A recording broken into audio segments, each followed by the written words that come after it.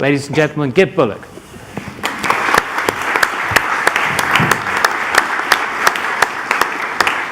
Thanks, Jim, and good evening, everyone. I'll spare too many of the Brexit jokes. That might get a little bit tired, but I have to say, coming in from Switzerland, the only good news was that my hotel room was 10% cheaper tonight when I got here with the exchange rate. But yeah, interesting times, you may say. So, tonight, rise of the fourth sector. I'm going to start with, it's not going to be a political discussion totally, but I am looking for a bit of audience participation.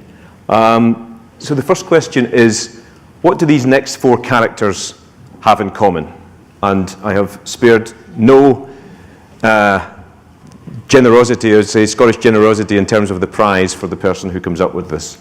Donald Trump, you may recognize this chap under a bit of pressure. ISIS, and do you know who that is? Le Pen.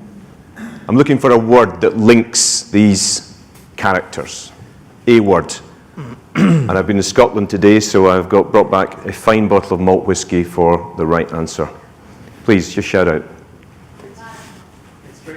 Extremism? No. Rebel. Rebel, populist, anti-establishment, getting there. Underlying causes, underlying theme. Getting close, I'll give you a clue. This is a real picture. Sao Paulo, I believe. Inequality. Who said that? Just put up your hand. Thank you.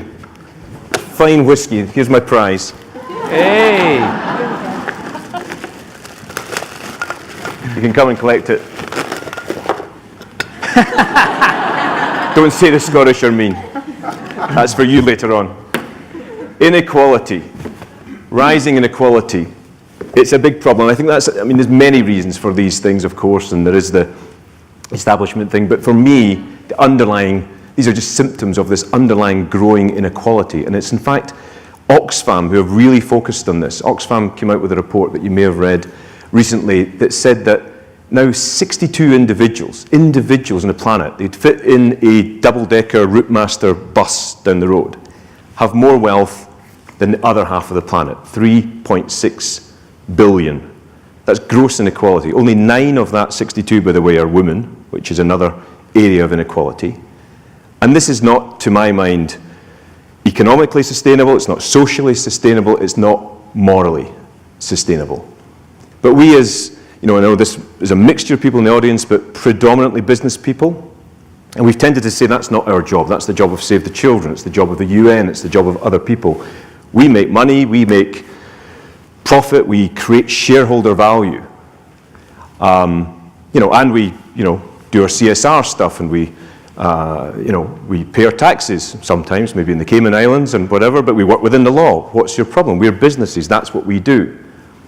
I would argue that that's changing, and changing radically. We've seen certainly the growth that's gone from CSR. CSR has actually become a bit passé now. The new terms are inclusive business and sustainable business, sustainability, creating shared value. Michael Porter is now not about creating shareholder value, he's about shared value. That's great, yeah? But essentially, to my mind, business at the moment has to rethink its purpose. And I know that was a discussion that we had a few months ago. And the boundaries are actually blurring, and we need to go past just simple partnerships to actually creating new for-purpose vehicles, almost a new ecosystem, a new sector that will put profit and purpose on a par with one another. And why do I say that? For several reasons. I actually say that because the current system isn't working. We need this people, planet, profit, but the current system isn't working. And the system of the sort of UN being the people and as the sort of custodians of what the world, what's good for the world, okay? What we want to be as a global community. They came up with the Millennium Development Goals. Remember the Millennium Development Goals? There were 8 of them. And now we've moved to what? The Sustainable Development Goals, another subject of a few months ago. Went from 8 goals in 2000, when 192 countries came together, to this new agreement, 17 goals, 163 different targets, 300 indicators. It's pretty complex. But this is what we want to achieve by 2030 as a global community. And what's business's role in achieving this? And I want to highlight some of the sort of shortcomings, I suppose, of how we're going to get these things. And with the current system, I don't want to come into sort of examples of what's not going right and what is going right. But let's do a little kind of sketch for a bit of fun. Some of you know what this logo stands for, and are there some of these driving around the streets of London? Teslas? Hands up, anybody that's got a Tesla here? Nobody's putting their hand up. Nobody's admitting it. It's for the polar bears, obviously. Tesla cars, yeah? What would the outcome be if the UN was to be designing a Tesla? Just for a bit of fun. And I need a volunteer here in terms of how we're actually going to build a Tesla. I read in today's Financial Times, got it here, this article about the UN deciding to build a Tesla. I'll read it out to you if you just didn't have a chance to see it. As part of their Sustainable Development for All initiative, the UN has created a groundbreaking cross-sector partnership to build an innovative new electric car to rival the Tesla, and it will be launched in 2030. The project will rely on using existing UN agencies such as UN Ops for logistics, the International Labour Organization for the workforce, and UN Women and UNICEF, making sure of the gender balance in the workforce and that there won't be any child labour. They'll also create several new agencies, UN Mobility for the engine and wheels, and UN Design for the exterior design of the vehicle. Funding will come from multiple sources of governments, CSR donations from the private sector, of course, NGOs, Oxfam, Save the Children, WWF will be the strategic implementing partners. And the UN Secretary General is implementing this project and has got the Under Secretary General in charge of implementing it. Who wants to play the UN Secretary General? Any hands to be? Come on, I need a volunteer. Won't be shy. Any hands? Come on, one person. Yeah, no, it can't be you, Jim. It can't be you. Oh, no? Any volunteers? Yeah, go on, Elena. You can be. A round of applause for Elena. Have you got a microphone, Elena? I've got your script here, don't worry. That's for you. Do I need to read it? Yep, you're pink. Okay. So this is the UN Secretary General. Let's fast forward to 2030. Ladies and gentlemen, good evening. So under Secretary General, I'm looking forward to the grand launch of the UN car next year. I take it we're all nicely on schedule? Well, sort of, Madam Secretary General. I have some good news and some bad news. Oh dear. Well, let's start with good news, shall we? Absolutely. So we've had no less than 55 different governments agree to fund this project. 10 different corporates through their CSR budgets. We've got 2 UN agencies set up, and we've developed a grand plan with 17 different concurrent work streams to build this Tesla rival. They'll be working seamlessly for our common goal. Seamlessly? Sounds fabulous. Is there really any bad news? Yeah, there's a little bit of bad news, actually. Half the countries that promised money didn't pay. A few changes of government here and there. UK mentioned something about this Brexit thing. They didn't have any money left. Japanese pulled out of the programme, claiming that it wasn't in their national interest because it was going to undermine the Prius. On the corporate side, Exxon withdrew their CSR spend because it wasn't going to use enough petrol. And one other company said it wasn't aligned with their CSR priorities on sponsoring the opera. So there were also some interagency communication issues, minor ones. Oh, really? What were these? Well, UN Mobility and UNDP, they fought over who was to overall responsibility for the project. We were able to resolve that after 5 years.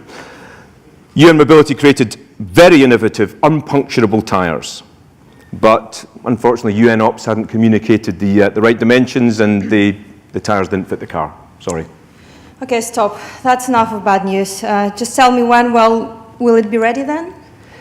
Well, we've resolved all the issues, and 16 out of 17 of the work streams are all going to hit their targets. We've won design awards as well. On paper, it's going to be an absolutely great car. On paper, I sense there is a but. Yeah, the engine's going to be 3 years late. We have a car with no engine? Yeah, and it gets a bit worse. Google and Uber launched an autonomous hydrogen vehicle 10 years ago, so our car's redundant. I'm sorry. Anyway, you get the idea. Thank you very much. Thank you. You get the general idea. I'm not really, if there's anybody in the UN, I'm not having a go at you personally. I'm just having a go at this sort of system of this kind of almost Soviet command economy of planned targets and things that actually are somewhat disconnected, and the public and the private and the civil society sectors doing their own thing in silos when the issues are actually systemic. So that's one reason why I say the current system isn't working, but there's also drivers of change as well. Digital. You can't go anywhere nowadays without hearing about this whole digital revolution. And I don't think we're actually even scratching the surface in terms of what's going to be possible and the disruption in terms of who does what when it comes to solving problems. Yes, the cell phone is almost ubiquitous around the world, India, Africa, elsewhere, but it's not just made for sending emails and making calls and doing your WhatsApps. It's obviously the bank account for the unbanked. It's tracking the spread of diseases in different countries where there isn't maybe other networks. We're seeing other innovations. Prosthetic limbs can be 3D printed in Sudan and places like that. And even Amazon's talking about drone corridors. I think it's Rwanda that's talking about having, where there's very, very poor logistics. But what about drone corridors and leapfrogging that traditional infrastructure? So the digital thing is going to be dramatic. Can we imagine that some of these problems will be solved without the likes of a Google or a Vodafone or an Amazon? I don't have any inside track on their strategies, so don't go buying or selling shares on this advice, but I would imagine that over the next few years, some of these organizations are going to be involved. And we also see another term that's used, maybe overused a lot, is impact investing and innovative financing. And my sense is that the notion that private capital, private innovation, private entrepreneurship, if you will, can be channeled into delivering public goods and services. If we can almost reframe some of the big challenges we face as opportunities for business, but they may be disguised. They may involve partnership. They may involve business to business or private-private partnership, as well as just this public-private partnership that we hear about a lot. So, to my mind, there's a wealth of opportunity out there. One example, one thing that, just to bring this to life to you, something I was involved in just before leaving Accenture was a report we did with Brookings, and it was on education and education financing, which is a fascinating area because the basic hypothesis is that in this globalizing world where we're seeing increasing migration and people going from one country to the next, we're going to have a global talent pool, a knowledge economy, if you will. But the countries that we are demographically most reliant on to provide that talent are the very countries that have the least resources to fund and develop quality education systems. India, take for example, is forecast, and this is just purely on numbers of who's being born and where they're being born, India will be a quarter of the global talent pool by 2032. The company I worked for, Accenture, we had 150,000 people in India, so that's a significant strategic issue for us. And yet there's absenteeism in the Indian education system running at 40%. And that's not the pupils or students, that's the teachers that are absent. So whose problem is that? Is that the Indian government's problem, or is it our problem collectively as business people? Is it Save the Children's problem? I think it's all our problem. And so this report was really saying, how do we actually capture the future economic value of talent? Because if there's a child, and let's say a girl born in India today, she has a 1 in 20 chance of not making it to her 5th birthday. If she's one of the lucky 19, she may or may not make it into school, but if malnourished, the brain doesn't develop at, about 30%, I'm told. Tanya can probably correct that. But, people don't develop, and that's a huge issue that you'll never get back no matter how much spending you put into education down the line. If she stays in school, makes it into secondary school, let's hope she doesn't get married at the age of 13, or miss 1 week of school a month after puberty because there's no access to toilets and sanitary products. These are very, very real issues that they are facing. And what we did was this report was try and actually quantify what the economic costs of that is. And the headline numbers, you might not be able to read them at the back, but the headline number is basically there's 100 billion opportunity cost in India from not or developing its talent. And it's things like, child mortality that I mentioned. It's things like dropping out of school. It's things like poor quality of education. But that adds up to about 5.5% of Indian GDP.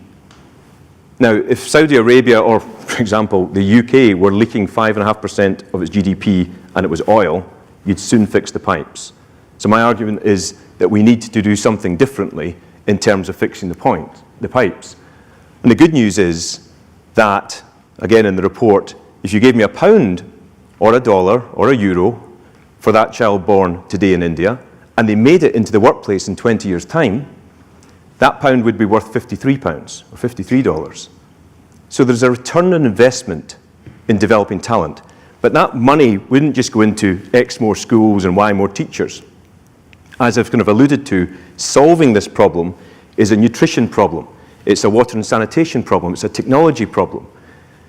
It's, an advocacy problem as well in terms of, why it's better not to get married at 13 and maybe, have a life that brings you into your 20s and whatever. So society has this opportunity to do things differently. And if I sort of turn back the tables on this sort of Tesla UN example that I gave earlier on, what if Elon Musk, the guy who founded Tesla, was to be challenged with this? If he sort of retires from doing the Tesla thing, I've done all that, and focuses on the Sustainable Development Goals, or creating the talent in India, Nigeria, and all over the world, he would probably do it in a different way. He would probably integrate different providers of these different services. They might be different businesses. They might be GSK to do some vaccines in the early stages of life. It might be Save the Children to focus on the nutrition, or is it Unilever? It might be that there's Intels and others that are brought in around some of the uses of technology to educate the child, but there would be an integrating force that brings together these different partners. It might even be a new business model, a new joint venture between some of these organizations. But it's night and day difference, I believe, from the partnerships we see today. So I know we're here to talk about partnerships, and we're going to get to the panel, and what I'm not saying for a minute is, partnerships are dead. We have an example, and we'll hear about an example of the GSK Save the Children partnership, which to my mind is one of the sort of high watermarks of where partnerships are today. But my sense is that they need to go further. They need to go beyond just one business, one NGO, too often one country, one issue, to much more systemic change, and bring the competencies of the different organizations. I'm agnostic whether you're a private sector company, an NGO, a social enterprise. Let's bring these different competencies together around solutions. Making a car or making healthy, well-educated talent around the world. But that's the kind of approach that we actually need. And the private sector, to my mind, must be more involved. Thank you very much.